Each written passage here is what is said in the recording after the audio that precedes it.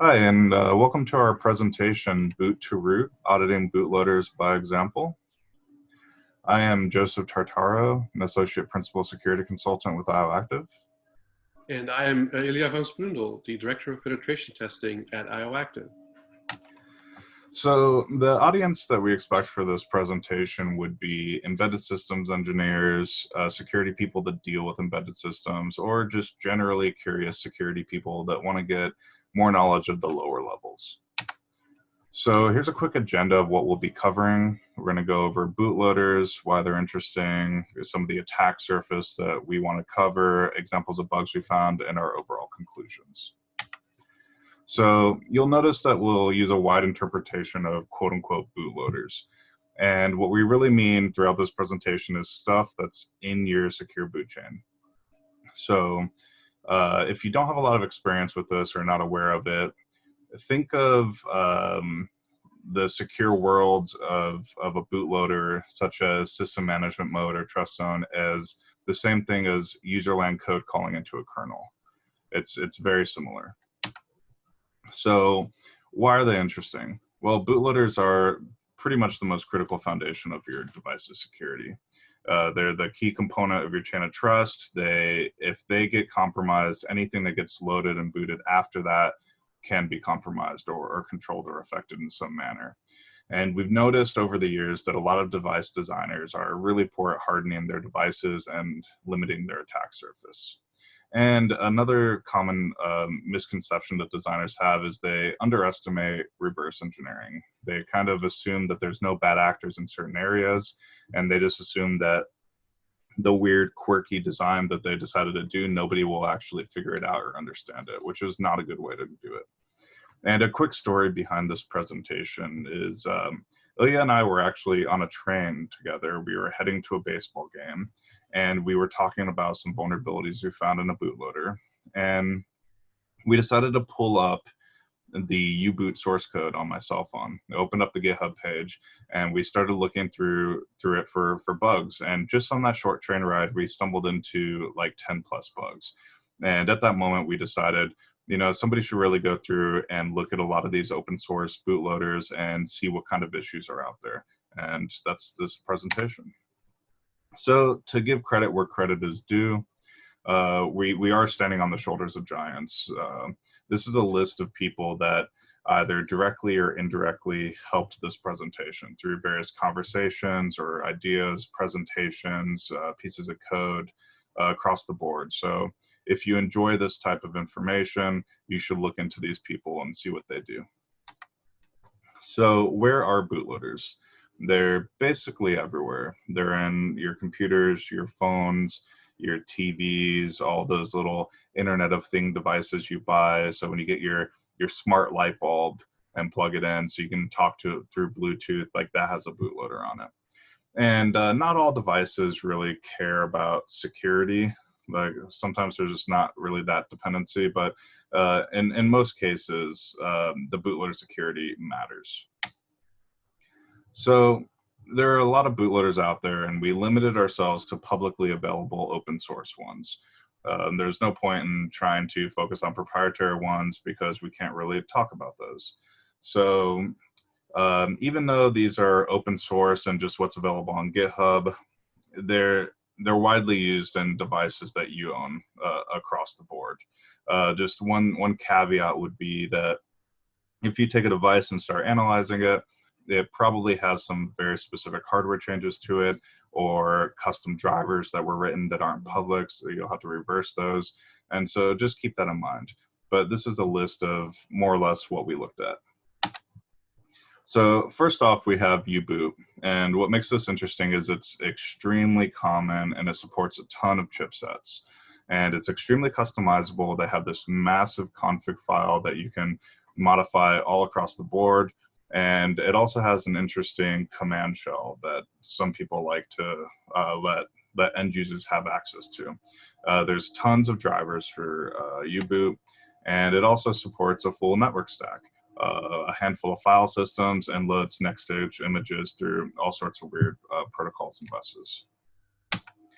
Next thing is Coreboot. And Coreboot is targeted at modern operating systems. There's really no support for legacy BIOS calls. Generally, the Coreboot team is quite good at not bloating their software up with a bunch of features they don't want to manage.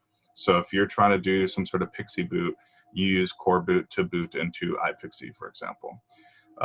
These are used in Chromebooks, for example, and obviously the most interesting parts of the source code come from Google. And one interesting thing about it is that they do have a SMM mode. Grub, I'm sure everyone who's watching this has known or interacted with Grub in some way. Its primary concern is multi-boot specs, so the interesting components there for attack surface would be all the different file systems that it supports. Another interesting thing is that there are signed versions of Grub for UEFI. So if you have a vulnerability in the signed version, you can load that on a secure boot environment and break secure boot. Seabios is the default BIOS for QEMU and KVM. Since it supports legacy calls, you'll also see a lot of people boot into it from Coreboot. And interesting things about it is it supports the TPM. And Broadcom Cafe bootloader. This is used in all sorts of wireless routers and home devices and TVs and whatnot. The interesting components would be the network stack. And iPixie, this is something that I'm sure a lot of you have dealt with or used, including network stack. It also supports 802.11 and such, which is interesting. And similar to Grub, there are UEFI signed versions. And TianoCore. This is UEFI. It really needs no introduction. There's tons of documentation out there, and there's been tons of research and vulnerabilities and presentations and whatnot for the last 15 years or so. It's by far the most scrutinized out of everything on this list, and a result of that makes it, from what we've seen, that's really mature compared to the others. You'll also see a number of implementations on top of TianoCore, such as Qualcomm's ABL and XBL loaders. So also related to bootloaders are the various Trust Zone Secure World OSs and ARM trusted firmware, as well as the host operating systems, because certain configurations can be modified or set in bootloader land once it boots up the OS. So this slide is just for reference. It'll give you a page with the source code of each project and instructions on how to build it if you wanted to build one of these and start looking through the code and mess with it. So just a quick high-level overview of your secure chain of trust. This is pretty much what it is. You see the different stages.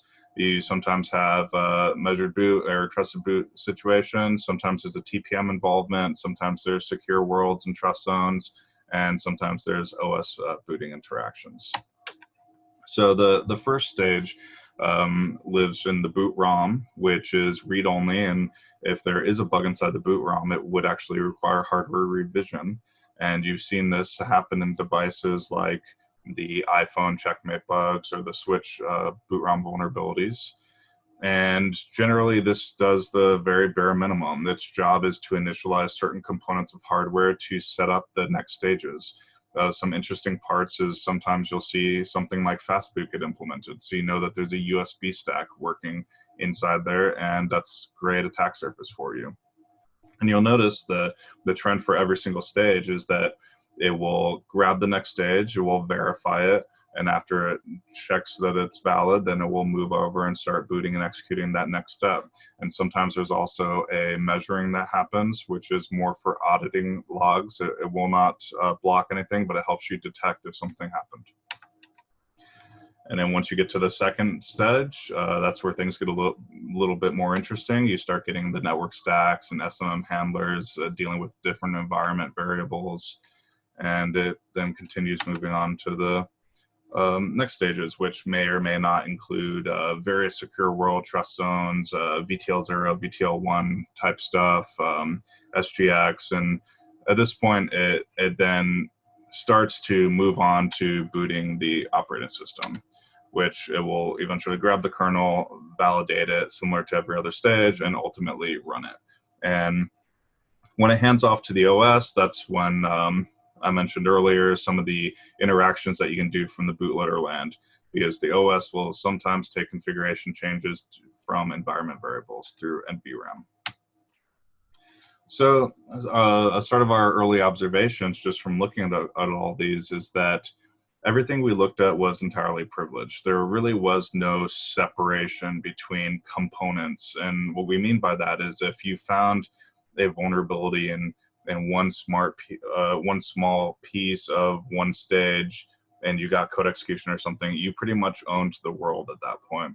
There was no sort of separation that made you move on and try further to get somewhere else. You're starting to see some of that behavior in proprietary bootloaders. For example, Apple is starting to use that. So from our perspective, what we looked at, this is a list of interesting attack surface. You have the NVRAM, which stores the environment variables, and this can also be physically modified by an attacker. You have the different files and file systems that get parsed, the different network stacks and various buses, as well as SMM and DMA and just hardware attacks in general. So starting with NVRAM, the environment variables are interesting because it is user controlled. You're dealing with your standard parsing of user controlled data type issues. And like I said before, even if there's no sort of software interaction that allows you to modify that, a hardware hacker could open up and modify NVRAM to manipulate these things. If you decide to look at some of the source code bases that we played with, here's a list of the interesting functions. For example, on U-boot, if you look for environment get, that's the function that will take an environment variable and start working with the data. So if you want to start looking through the code bases on what they're doing with these environment variables, this is where you can start. So just to show some quick examples, we can see that they call an environment get on the bootp VCI variable. They will then check if it existed. If it did, they'll pass it to the put VCI function, and they'll immediately grab stir length and then mem copy it into a buffer with zero validation on if it can fit inside the buffer. So it's a classic smash. And when toying with this bug, we decided to fill the buffer up with junk, and we started seeing weird bootp network packets that got sent out, and we thought it was kind of interesting. So we thought we'd provide some screenshots and see if somebody wanted to go play with that, see if they can do something neat. It was just kind of funny. You can control like complete full raw packets. But as you can see, there's tons of examples of this. Environment get for host name, and just immediately stir length and mem copy it into a buffer. You have a buffer here that's 128 bytes, environment get on boot dev, and then directly stir copy it into the buffer. And keep in mind, these configuration files, you know, they can be configured for how large the environment variable can be. I believe the default might be 512 bytes, but some of these device configurations allow up to, you know, 2048 bytes and such. So smashing these buffers is, you know, trivial at that point. And you can see the behavior is everywhere. Right here, they get an environment variable right there, and they control the index count, and they can smash the buffer. And this is an interesting one. This is related to the JFFS2 file system loading. There's an environment get for the boot file of what it wants to load. It will then calculate the size, and then it will stir copy it into a buffer. And just to show you a quick demo of that, we'll go ahead and boot up this. We'll call fsload after we've already manipulated the environment variable to smash the buffer, and fsload is telling the code to grab the boot file value and try to load it. And there we smash it, and our shellcode runs, and we see code execution. Cool. So that covers the environment variable parts, but there's usually other things stored on Flash as well. And this is usually the file system. And then inside the file system, you'll see files. quite often the file system itself is not signed or integrity protected. And so that makes it a private attack surface. So this could be a Phantom Flash or something on USB. But these file systems tend not to be integrity protected. As I said before, files are stored inside the file system. Depending on your bootloader, it may parse certain files that may not be integrity protected. Again, these would be private attack surface. Our first advice sort of for people that have to maintain or build bootloaders is if you have any kind of file or file system parsers, is to, at the very least, throw AFL at it and try to weed out the low-hanging fruits. Right, so next up, we'll show some examples of trivial bugs in file system and file parsing. This can be, this will be like X2, or it can be drivers, it can be binaries, it can be a partition table, it could be a capsule update, it could be a bitmap splash image. So this, for example, is Grub's X2 file system parser, and you'll see it'll basically do, try to parse a symlink from an X2, and it looks at the inode size, and this inode size plus 1, hands it off to Grub malloc. And Grub malloc will gladly do a 0-byte alloc, so it gives you a pointer to something that's 0 length, and then it'll read 4 gigs of data into this pointer that's can only hold 0 bytes, which will obviously smash memory. Interestingly, this is one of the bugs that got fixed as part of the boot hole fixes. And yeah, so this is TianoCore's bitmap parser. It had there was a bug in there too, which was fixed recently. So moving on from sort of storage and sort of flash itself, another interesting attack surface in bootloaders is the network stack, and particularly TCP/IP. You see more and more bootloaders nowadays allowing some kind of boot over the network, and so they'll have the general TCP/IP. Sometimes they'll have IPv6 as well, and then they'll have the normal services they need to boot. So it'll be bootp, DHCP, DNS, iSCSI or NFS, sometimes IPsec, sometimes HP and HPS, sometimes FTP and TFTP. So these obviously, these are new, and so there are sort of known attacks that can be tried against this, right? So obviously for the TCP/IP stuff, there's a lot of TLVs in there. So there's, historically we know implementations will have plenty of denial of service bugs in there where you'll see out-of-bound reads or endless loops and so forth. For DNS and DHCP, there's the standard sort of poisoning and leak stealing attacks. And then more generally, there's potential memory corruption issues and information leaks. And similar to sort of the files and FISM stuff, our advice to people that make bootloaders is before you ship, at the very least, run the network stack fuzzer, right? Use ISIC or something like it. So here's an example of U-boot, for example, where the DNS ID is static. It's 1, which makes DNS cache poisoning trivial, since you can 100% reliably predict what the TCP/IP ID is. So this is an example in Coffee. It's a DHCP handler where it'll read a 1-byte length field, and then it'll use that length field to write into 128-byte buffer on the stack. Given that it's a 1-byte length field, it can hold values up to 255, so you can easily smash the stack. This is another example. This is the TFP parser in Coffee. It basically just has a buffer of 512 bytes, and then it just reads from UDP, and so you can smash that buffer. Here's another Coffee bug. This is the ICMP handler, and it's a little bit complicated, but eventually there's a timing-based double free attack in here. And this is yet another Coffee bug, which is the IP handler, where the IP header length is never validated, and that can lead to out-of-bound reading and certain issues like that. So now we've covered TCP/IP. Some bootloaders will also support a Wi-Fi stack, and so you have to look at the protocols, so below TCP/IP, so the 802.11 stuff, right?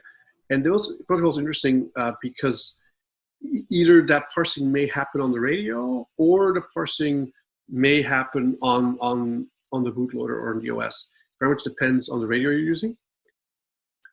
So some are pass-through and some are direct-to-host. One of the things is that there's only a handful of bootloaders so far that's supported 802.11, but I think moving forward towards the future, we'll probably see more of that. So here's an example in iPXE where the interface goes up and it does the standard sort of scanning for access points, and it looks at any kind of received frame and looks at the IE and says, okay, what's this SSID? And even though an IE can hold 255 bytes, an SSID can only be up to 32 bytes. So it's up to the stack, in this case, that probe step function, to make sure that the SSID is not bigger than 32, which is not happening here. And so you'll see that mem copy of the IE into of 255 buffer into a 32 byte buffer, obviously causing memory corruption. And then, so lastly, sort of in sort of the network area of things is on occasion you'll see Bluetooth in the bootloader. We haven't seen it that much, but we've seen a couple of bootloaders that use Bluetooth. This is usually for like a keyboard or a mouse or something like it. And sort of the attacks we've seen in Bluetooth stacks where we've observed issues is, generally speaking, if you send very large frames, so you can send up to about 65K of data using fragmentation, and that tends to break some embedded stacks. Similarly, sending very short frames, shorter than what's expected, that tends to cause issues. And then also, as previously referenced, some kind of like fragmentation games tend to break embedded stacks too. So moving on from networking, let's start looking at buses. Most common, obviously, is USB. Almost any bootloader we've looked at has some kind of USB support. It could be for storage, it could be for Ethernet dongles, it could be for things like fastboot. So sort of depending on what's being done and how it's being set up, it'll either be a USB stack for the host side or a USB stack for the device side. On the host side, so there's the two things that keep popping up, or just straight up overflows, where no bound checking, just read data from a descriptor into a fixed buffer and cause memory corruption.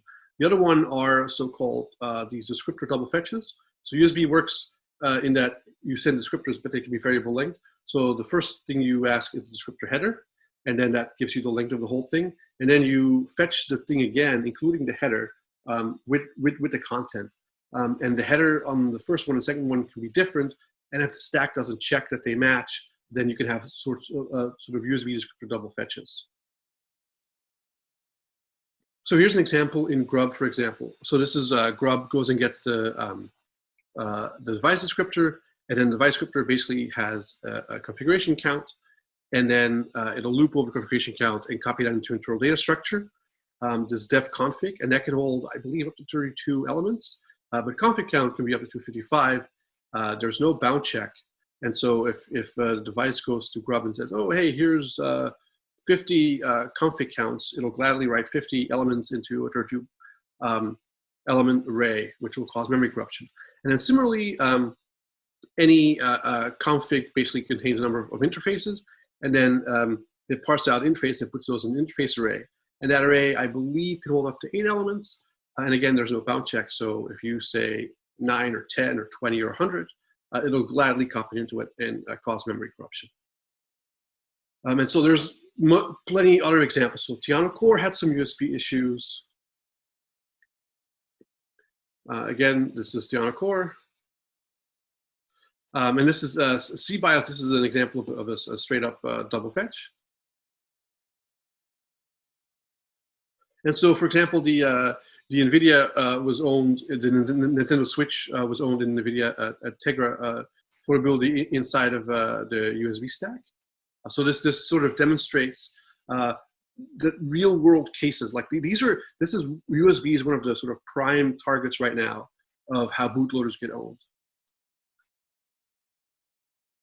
So similarly, the iPhone Checkmate, again, this was a USB stack. It was used after free.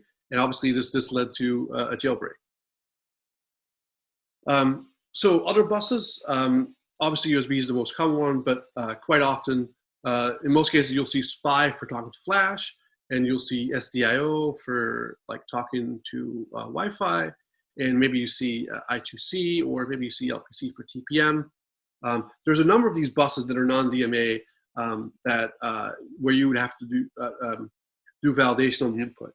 And one thing I particularly want to call out is we've seen some devices that will map in flash over SPI, and they'll do it using, they'll do memory mapping. And so the idea is, like, you won't see a read or write to the device, you'll just see the referencing an address. And that kind of abstraction can be dangerous because you'll have this thing where someone does, okay, verify this address with this length, and now it's verified, and then they run it. And what's happening underneath is that for every time you reference that address, it fetches out to the flash. And so if you memory map SPI, there's a high risk of having these kind of double check time of use issues, where you can bypass verification. So this is the Seabios TPM, for example, where it reads a linked field over this LPC bus, and then it does a malloc high with that linked, and then it copies into that linked.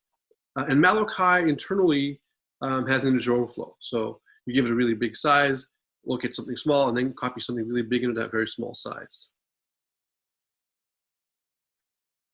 And so here's the implementation of malloc high.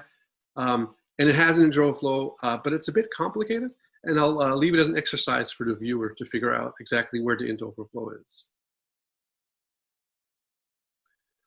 So another attack surface that's interesting, and Joseph alluded to this earlier, is SMM. So SMM is this thing called system management mode, and it's a very privileged mode. So if you, and this is mostly related to x86 and Intel.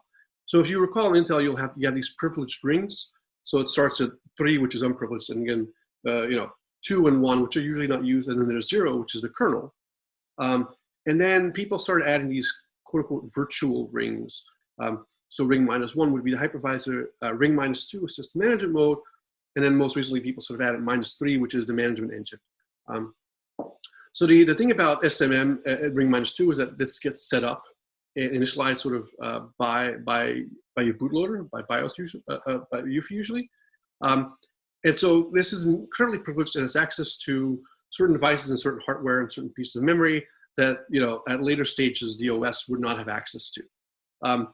Doing SMM right is hard. There have been plenty, like dozens and dozens and dozens of SMM bugs for the last 10, 15 years. And so somebody finds a bug, and then usually the UEFI guys, they go fix it. Somebody finds another bug, you fix it. And then, you find a third bug, or there's a pattern. UEFI tends to okay, well, let's do a mitigation. And this is back and forth, back and forth. And this has led to UEFI at the present time being pretty robust. Like the SMM handlers don't really have that many bugs anymore. Occasionally, you'll still see it in like third-party extensions for UEFI. But UEFI in general does pretty well these days. However, if you're writing your own bootloader and you're re-implementing this from scratch, this is really hard. You will probably get it wrong the first couple of times.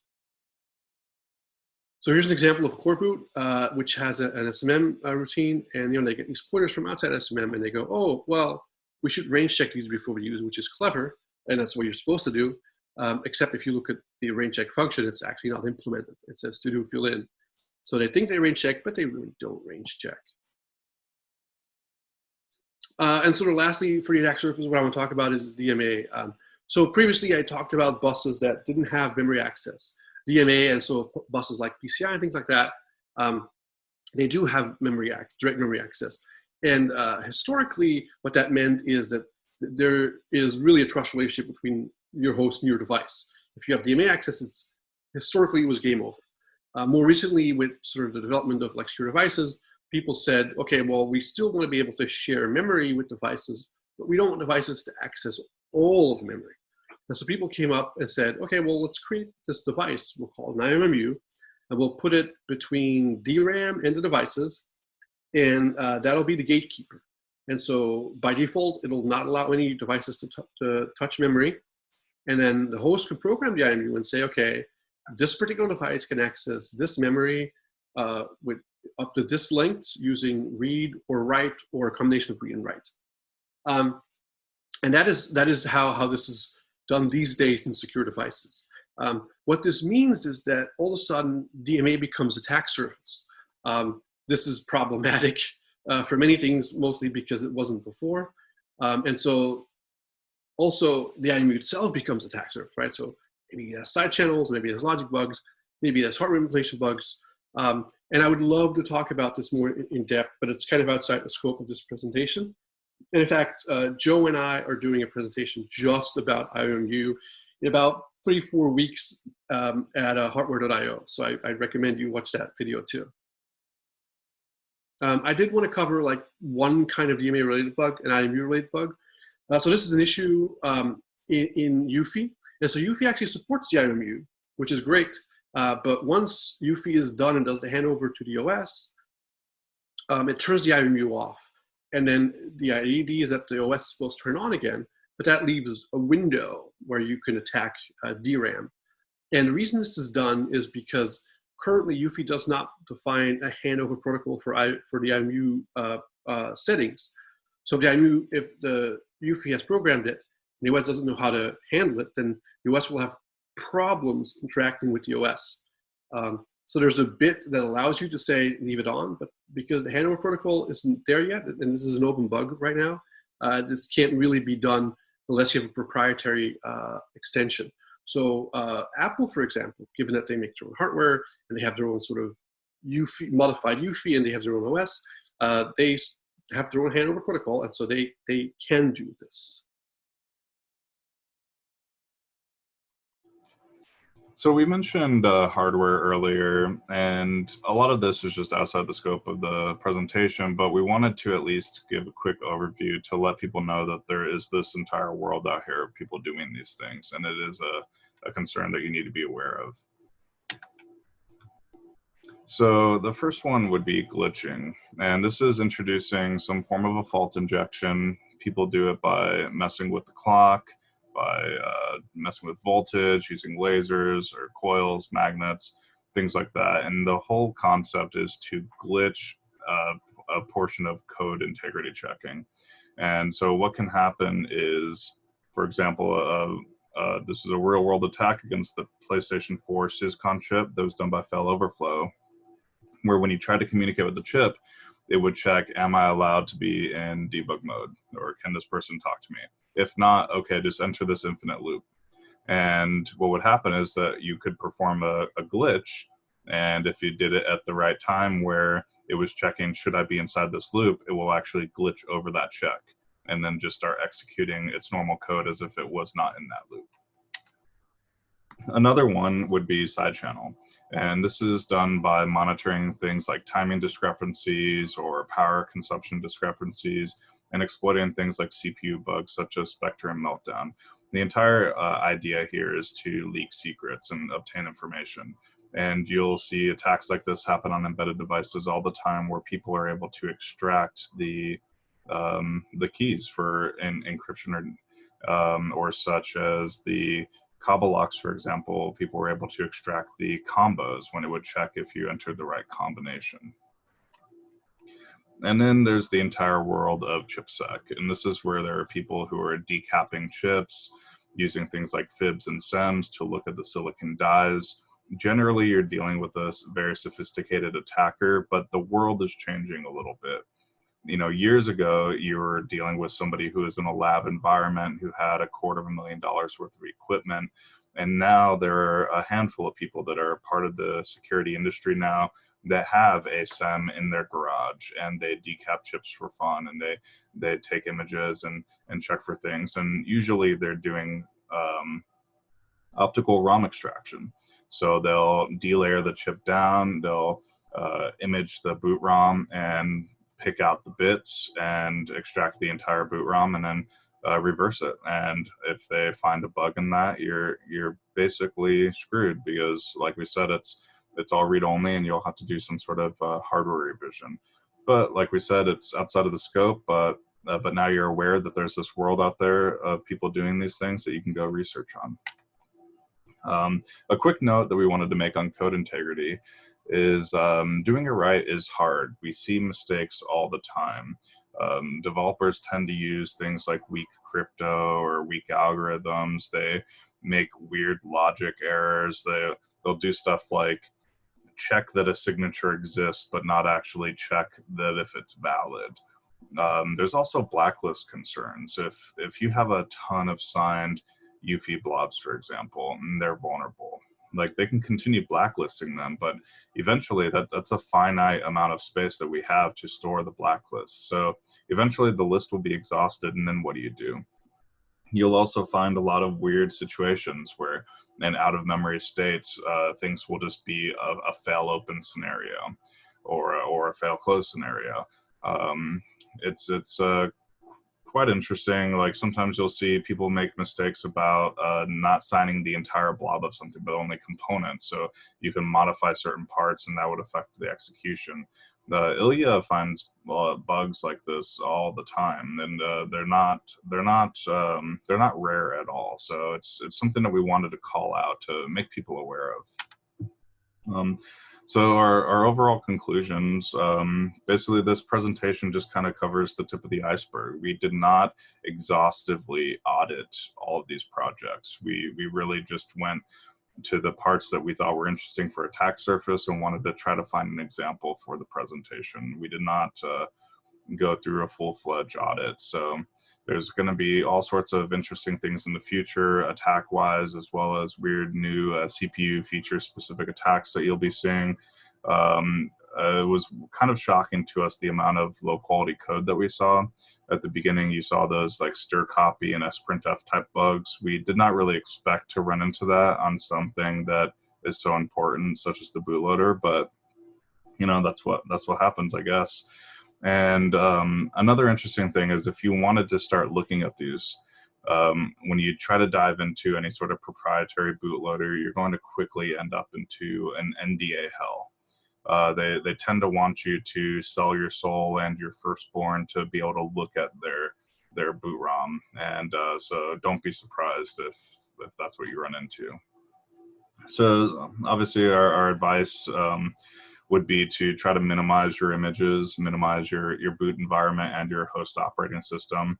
If you don't need some of these features, they really shouldn't be compiled in and available. Like if you don't have a network stack, you don't need a network stack, remove it completely. If you don't need USB, just remove it, because every time you have some of these features available, you're just leaving attack surface laying around for somebody to leverage.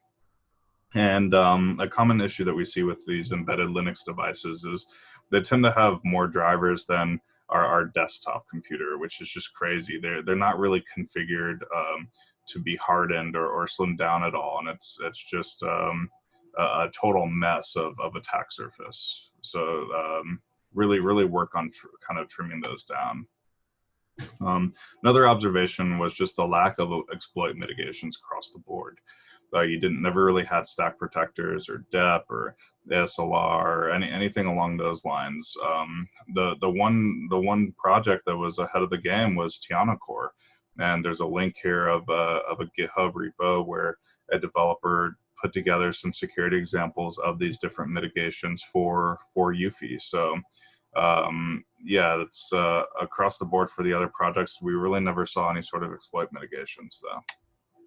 So obviously our little call to action would be clearly we need more people reviewing these things and looking at them.